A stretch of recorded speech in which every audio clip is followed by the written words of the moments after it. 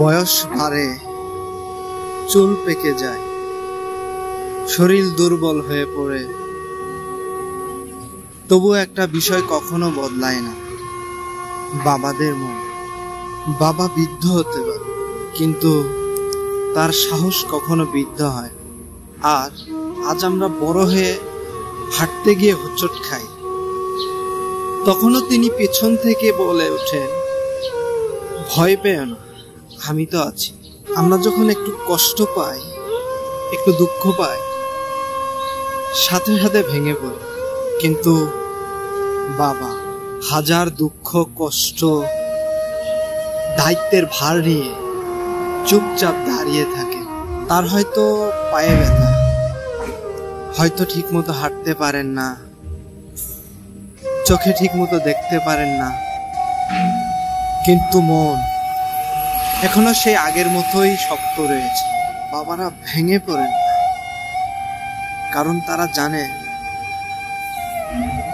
তারা ভেঙে পড়া মানে পুরো একটা পরিবার ভেঙে পড়া। তারা আসলে মানুষ না, তারা এক একজন একটা জীবন্ত বটগাছ, নিজের শেকড় দিয়ে আমাদের আগলে রাখে। যতই ঝড় তুফান আসুক তারা কাঁপে, কিন্তু আমাদের একটা পাতাও ছিঁড়তে দেন না। এই তো বাবা, যিনি কখনো ভেঙে পড়েন না, কারণ তিনি আমাদের ভরসার শেষ আশ্রয়। কিন্তু দুঃখের কথা জানেন, এই মানুষটার দিকেই আমরা সবচেয়ে কম থাকি, এই মানুষটাকেই আমরা সবচেয়ে বেশি অবহেলা করি। ছোটবেলায় আমরা শতবার একই প্রশ্ন করলে বাবা ধৈর্য ধরে উত্তর দিতেন। আজ আমরা বাবা একবার ভুলে গেলে আমরা বলে ফেলি, আরে বাবা কতবার বলবো একই কথা। ধীরে ধীরে আমরা তাকে অনেক অবহেলা করি, ধীরে ধীরে আমরা তাকে পরিবারের সব সিদ্ধান্ত থেকে দূরে ফেলি। আমরা ব্যস্ত হয়ে যাই নিজেদের জীবন নিয়ে, আর তিনি অপেক্ষা করেন আমাদের গল্প শোনার জন্য।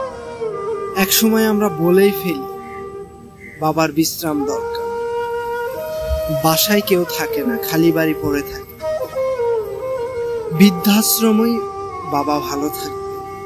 আর সেই মানুষটা যে কিনা নিজের ঘুম হারাম করে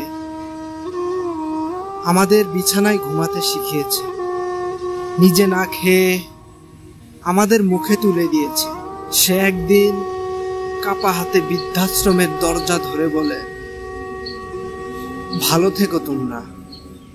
কেউ বুঝতেও পারে না সেই দরজার উপরে একটা জীবন দাঁড়িয়ে আছে, নিঃসঙ্গ, উপেক্ষিত আর একা।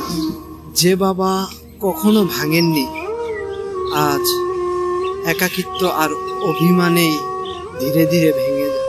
বুঝেও আমরা চুপ থাকি, কারণ আমরা আমাদের জীবন নিয়ে অনেক ব্যস্ত।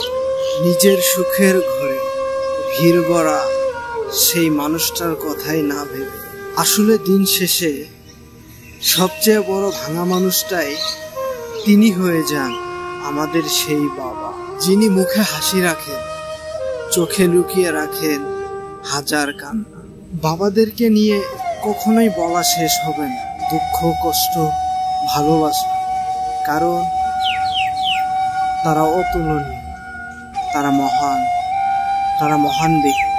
দিন শেষে আমি আপনাদেরকে এটাই বলতে চাই, চলুন ভেঙে ফেলি পৃথিবীর সকল বৃদ্ধাশ্রম, চলুন ফিরিয়ে আনি বাবাদের সেই প্রাপ্য ভালোবাসা, সম্মান আর আশ্রয়। সবাই ভালো থাকবেন, সুস্থ থাকবেন, বাবাদের দেখে শুনে রাখবেন। আল্লাহ হাফেজ।